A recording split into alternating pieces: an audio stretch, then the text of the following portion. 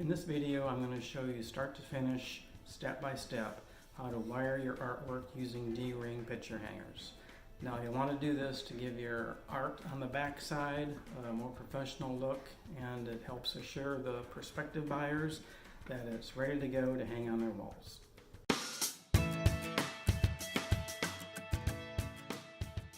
Hi everyone, I'm Joel Anderson of Joel Anderson Art. I put out new videos every week with tips for the artist entrepreneurs doing it all themselves. Now if you've entered some juried shows, you may notice on the prospectus that some say no sawtooth hangers on the back. These are these little clips that nail into the top side of your artwork. So they may say, no, we need to have D-rings. So let's get started step by step. I'll show you all you really need to do. Let's start with the materials we're going to need. The first thing to grab is a towel or maybe some bubble wrap. We're going to put this down and actually going to be bearing into it, so we don't want the front side of your artwork or frame to get any scuffs or dings from that process. If you're wiring the back of the canvas or something that already has art in it and it's maybe fragile on the front side and gets oil, or in my case encaustic, grab some parchment paper. This is just regular Reynolds parchment paper. Also larger sizes is actually glycine paper, so that's something you can use for shipping purposes also. Next thing, tape measure. A marker to mark on the back where you're going to screw in the screws. Pliers to pull the wire. Wire cutters to cut the wire. A screw driver to screw in the screw. You know, you can use the fancy new battery operated automatic screwdrivers, that's fine. I'm old school, I use the old-fashioned screwdriver. Your D-rings, we'll talk about next about what size to use. Wire. And lastly, some idea about how heavy your artwork is. So as you get into the heavier and heavier pieces, you're going to need substantially more materials that can bear that weight, and you may even need to consider using French cleats instead. All right, on to step one. All right, so step one is to figure out what size D-ring hanger you're going to use. So these come in a variety of sizes depending on the weight. So I'll call the regular ones just have a single hole for a single screw to go through. The larger ones have two screws for a little bit added hanging protection. These are, I found on Amazon, the heavier ones, they support up to 40 pounds. So I'll have links below for all these products I'm listing. Similarly for the wire, depending on how heavy it is, you'll get a thicker wire for the heavier pieces. I use and recommend super soft strand. The standard one I use is a number 4, supporting up to 25 pounds of weight. The heavier pieces, I use a number 5, which supports up to 43 pounds. So, a little thicker, a little bit harder to manipulate when you're knotting it up. So I usually maybe double the weight of the piece for the wire that I'm going to use. Step 2, so figure out what is the top and bottom of your frame. Yeah, but it's square, you're saying. Well, look closer. So what I think of is, what is the prospective buyer looking at? They're looking at the edges here.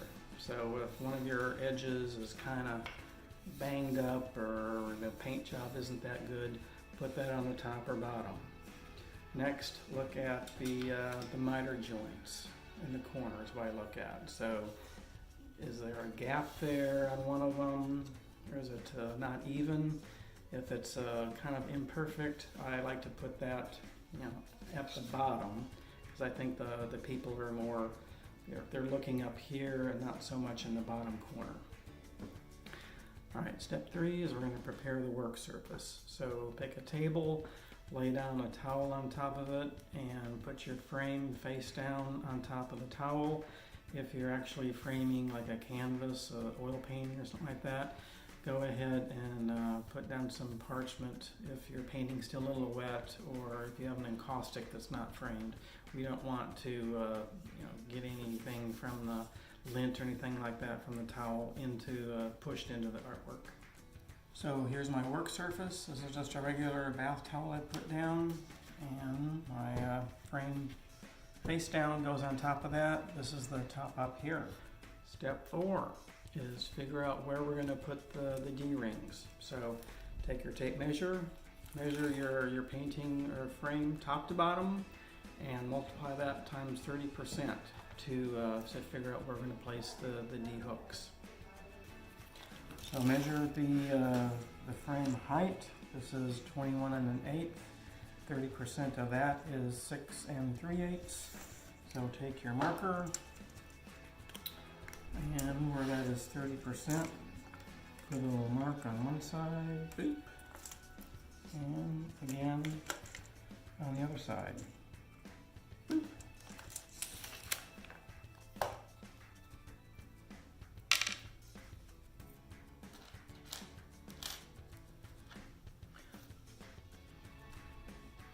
All right, screw in the D hooks, and see how one side is kind of humped on the top and the other side is flat. We want the flat side to the painting.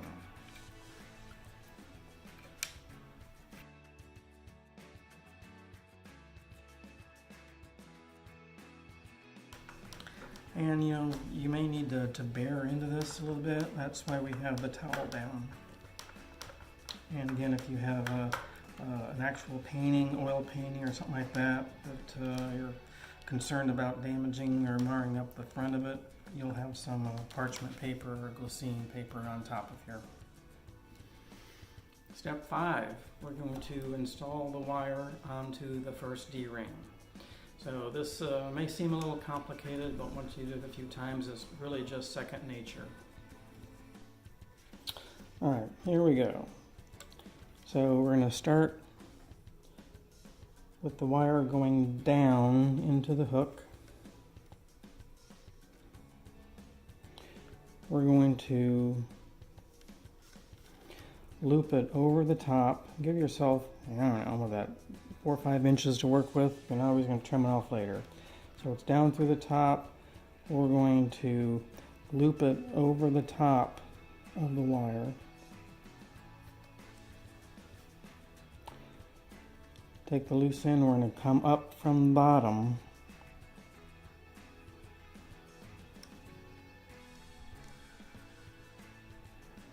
And we're going to want to put this through that loop so it's right next to the main wire, not any looping. So we're going to have it put it right next to this wire. So through that little loop, and pull it together and pull it tight, and then take your pliers and then pull that taut like so. Give it a good little tug. With this excess wire, we're going to loop it around, say, 5 times. And since this is plastic coated, it's, the heavier the painting is, the tighter it's going to pull, and the tighter the knot is going to become. So 1, 2, 3, 4, I lost count. 5 and a little extra. So with that last one, just give it a good twist and take your wire cutters and snip it off. All right, so one more time, a little closer. From the top, go down and through. Move the bottom wire away from you, and we're going to loop it up and over the wire. We're going to come up through the bottom, and we're going to expand our loop a little bit, and we want to run this right next to the the wire going into the spool, like so. So these two wires are together, the loop just closes and closes and closes and closes. Keep these two wires close together, you'll get a perfect little knot down there. And on the first one, take your pliers and pull both wires to give it a good little secure lock. And then loop the wire around five or so times. 1, 2, 3, 4, 5. A little extra one. And snip off the end really close to the main wire, so there's nothing to poke at the wire. Step 6 is to figure out how much wire we're going to need to give it just the right amount of sag so that it's going to hang level for you. Alright, for the other side, just cut the wire off the spool, give yourself, plenty. The wire's fairly cheap. Use better wire cutters than I have. Alright, start the same process on the other one. Take the wire down in through the loop and stop. So here is where we're going to want to figure out how much sag we want to give the painting. So we don't want it to be too tight, because one, it's going to be difficult for you to get it onto the wall into the hook, and if it does hang, it's going to always be flip-flopping side to side. It's going to be hard to stay level with the wire so tight.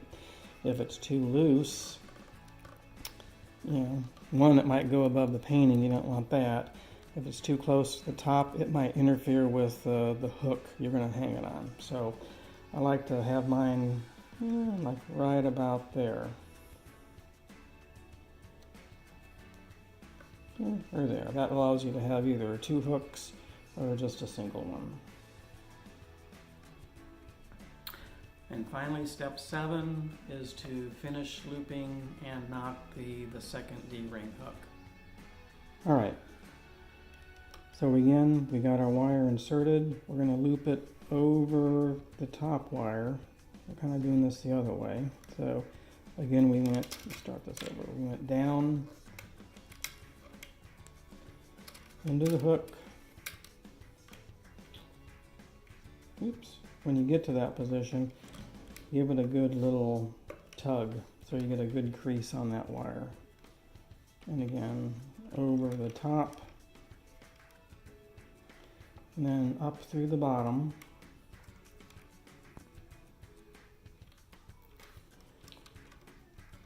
And with that loop, you're going to take this and put it right next to the main wire. Now before you tug it, you want to hold that right there, because with this loop you don't want the whole thing to shift. So just give it a tug and then take your pliers and then give it a good little pull so that tightens up right there. Clip off excess wire. The excess wire. Oops, let me get some better. And then twist it 5 times. 1, 2, 3, 4, 5. There you go at the bottom, and then cut that little off. And there you go, that's all there is to it. Again, I have links to all the pertinent materials below. And if you like this and got some useful tips out of it, please give me a like. If you have some other suggestions, leave them in the comments below. And if, like me, you're an artist, entrepreneur doing it all themselves, please consider subscribing while I'll put out useful tips for such of us folks weekly. Thank you.